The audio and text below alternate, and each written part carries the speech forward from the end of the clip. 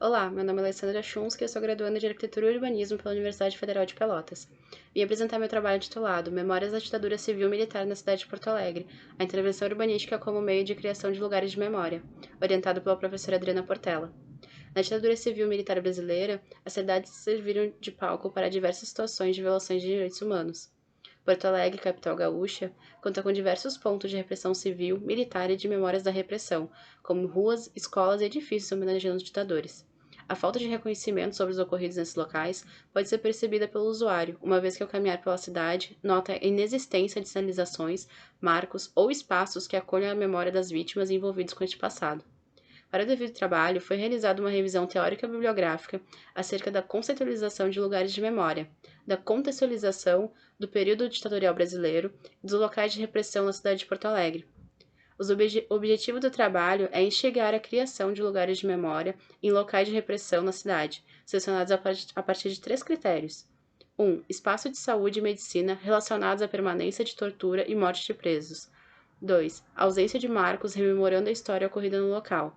3. Ausência de marcos nas adjacências do local. Os lugares de memória são instalações concretas que buscam celebrar, cultivar e registrar memórias das vítimas submetidas a graves violências, promovendo a reparação simbólica das vítimas e garantindo o direito à memória e à justiça. Causa reparação extrajudicial, uma vez que o Estado, por meio de implementação e gestão desses locais, ou apoio para eles, expressa pública e oficialmente o seu repúdio às violações cometidas e ao negacionismo. Em 31 de março de 64, o Estado brasileiro sofre um golpe militar, apoiado pela elite conservadora e o empresariado.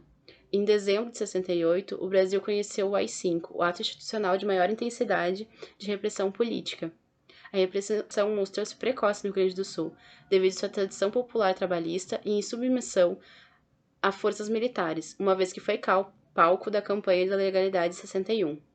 Em 82, após a extinção do DOPS, o governador Amaral de Souza ordenou a queima de todos os arquivos relacionados à repressão.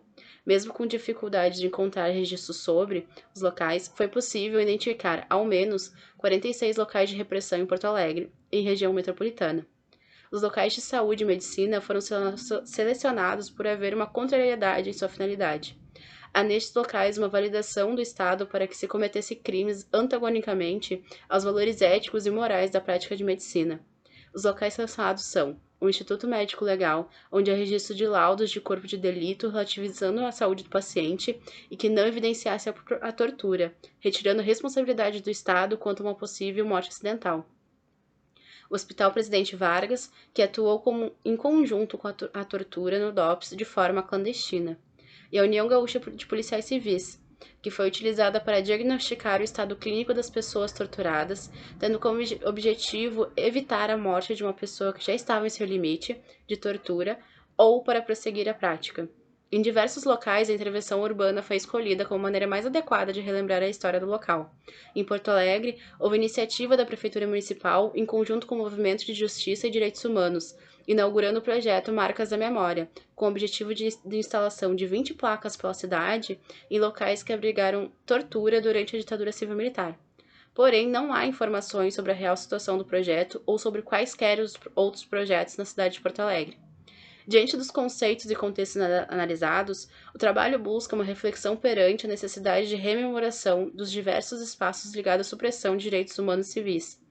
A interrupção do projeto Marcas da Memória nota-se uma ineficiência do poder público quanto à criação de lugares de memória na cidade.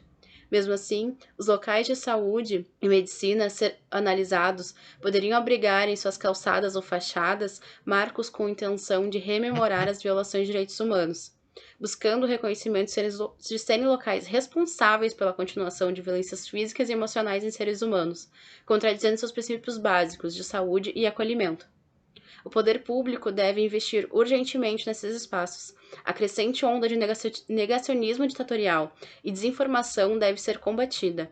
Assim, a sociedade também ganha espaço para ser ouvida e o usuário da cidade, mesmo que não intencionalmente, compreende a história da cidade e de uma época cruel e ainda impune no Brasil.